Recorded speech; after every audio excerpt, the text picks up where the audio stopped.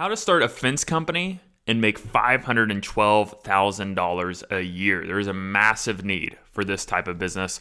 So many houses across America are getting built and farm fields are turning into neighborhoods. And when a house is built, a lot of times they do not include a fence in the backyard. That is completely up to the homeowner.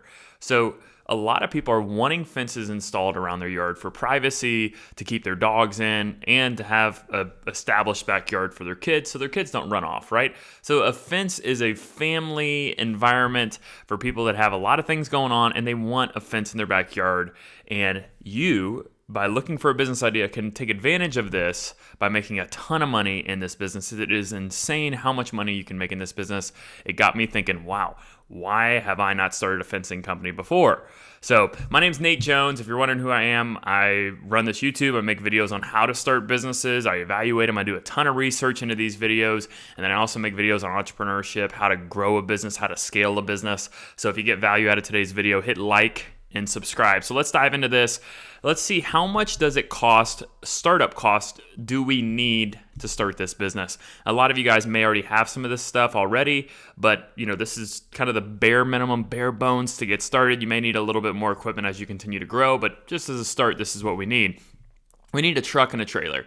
You may not need a trailer, but if you're having a lot of equipment, you're going to need a trailer, either a flatbed or a big enclosed trailer. So if you're getting both of those used, I would say a good budget for that is around $30,000. You can get loans on those, but let's just say we're not getting loans for this business. We're also going to need startup capital for inventory, right? Because some homeowners will pay us at the beginning, some owners will pay us at the end. So you need cash up front to make sure that you can go buy the material. So that's about $5,000. That should get you past your first job. Insurance is going to be about $1,000 a year. That can be paid on a monthly basis. Your website and formation fees are going to be around $500.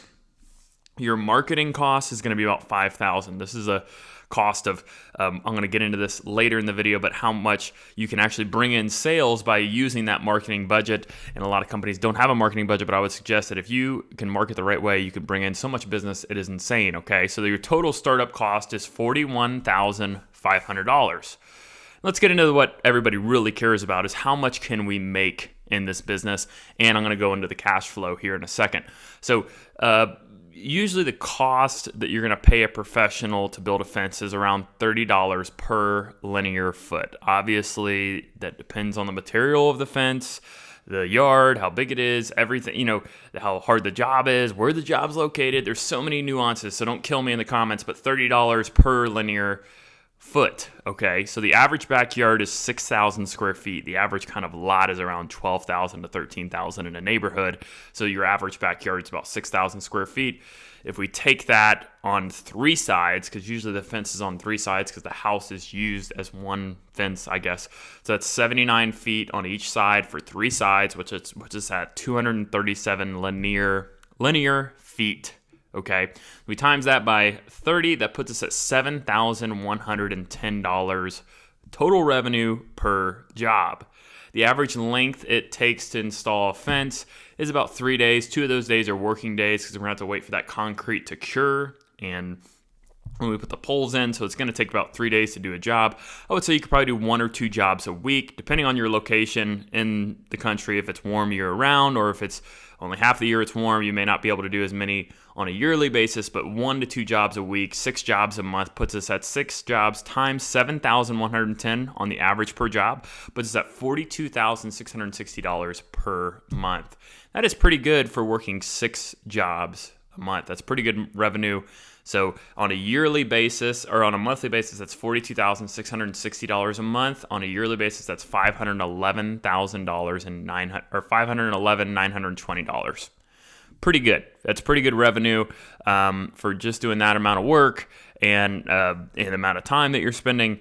I love the revenue of this, and I even love this business so much more when I got into the cash flow, the profit side of it, because the revenue doesn't matter. Revenue is a good indicator that you're doing something, but what are you actually getting after you've done something, which is profit. So let's go into cash flow here. Average revenue per job, again, is $7,110. Our cost of material is going to be about $12 per linear feet. Obviously, every material is different. I'm just using an average. So $12 per linear feet times 237 feet puts us at $2,844 cost of material per job. Okay, so that's going to take about 30% of our revenue is our material. And our labor, if we have one other guy working with us, let's say we're doing it, because at the beginning I always say, hey, you as the owner, you need to be gripping it and working that business at the beginning. So you have one other helper with you, 2 days of work, because that one day, the 3 days, the concrete's going to be drying. So we're going to pay him him or her $20 an hour. And for 16 hours, that's 2 days of work, $320 in labor per job. Your permits and anything else you have to pull is going to be about $200. So your total cost per job is going to be $3,364. Right? These are all average numbers. It can all depend on where you're at, right?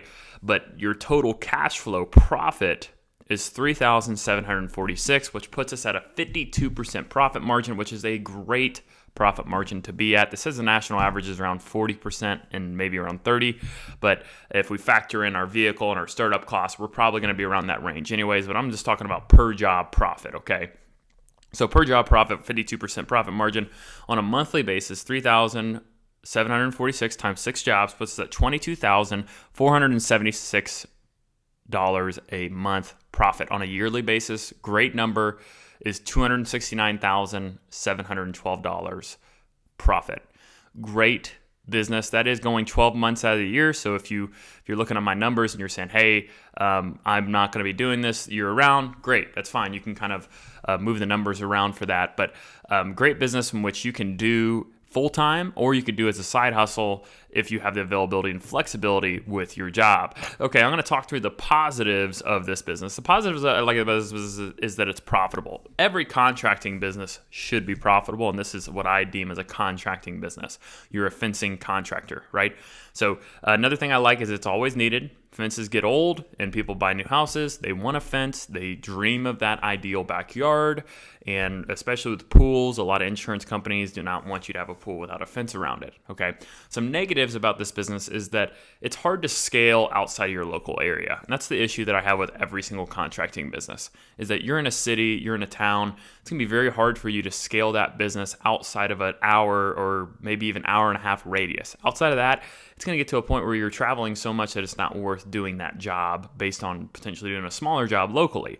So hard to scale a contracting business, multiple states. I'm not saying it can't be done, but it is kind of hard to scale. But with how profitable it is, even if you're one of the top fencing contractors in your city or state or city and town, you could just crush it and make a ton of revenue. But there is a limit to how much you can scale.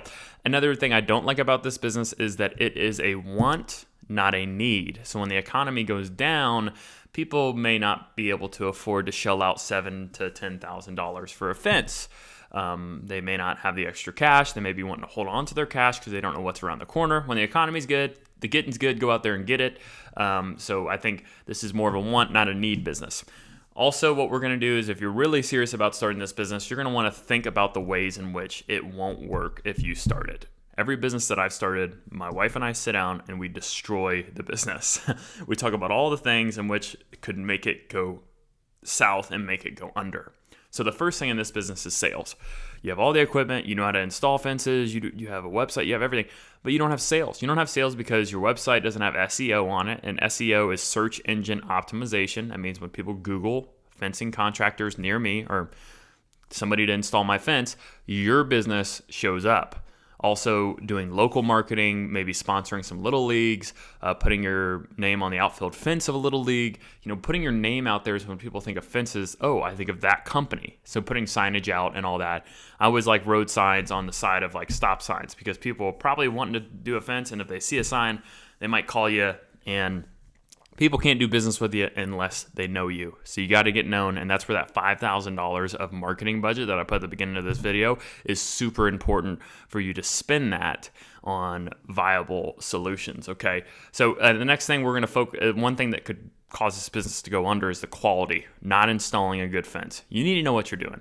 There's so many classes nationwide in which you could fly out to that will train you on how to do certain trades. There's one for fencing, so you can go out, spend a 2 to 3 day, spend the money, learn how to do it the right way, and come back and dominate your area. Another thing that could potentially put you out of business is not showing up on time. Not knowing your schedule, saying that you'll be somewhere, saying that you have time to do that fencing job within the next week when it's going to take you another month is going to put you out of business because people are going to say, hey, don't call him because he's going to promise and underdeliver. Make sure that you do what you say you're going to do because that'll keep you in business in the long term. The next thing we're going to do, if you're very serious, you're going to want to legal up and create your entity. The best way to do that is to reach out to a local attorney in your area. It's good to strike up a relationship with a local attorney because he's going to help you get set up and he's going to make sure that everything's formed the correct way. Also, that local attorney is probably going to refer you to a CPA for your taxes and an insurance agent to make sure that you get the correct insurance. I own an insurance agency. We insure fencing contractors, and you need to know what you're doing as an insurance agent because it's very interesting the type of risk that a fencing contractor has. If the fence falls, what happens if someone gets hurt? Having the right insurance and working with an insurance agent that knows what they're doing is super important. So if you need help with that, you can always reach out to us. It's Wexford Insurance, and you can always look at the link in the bio. It's my company. We'd be happy to help. Another thing, what we need to do is we need to commit to being a business owner. So what being a business owner is hey, we're going to scale our company, and at first it's going to be a job, but eventually it should be a business. Eventually, I should be able to not show up at work at my business, and the business continues to make money, and it continues to operate without me. So scaling your business is not a choice, but something that you must do. So if you're interested in being a business owner, I would say go for it. You're going to learn so much, and you're going to end up earning more money than if you were for your employee, from my experience, and you're going to have more freedom and more creativity control. So if you got value out of today's video, hit like and subscribe. Thanks.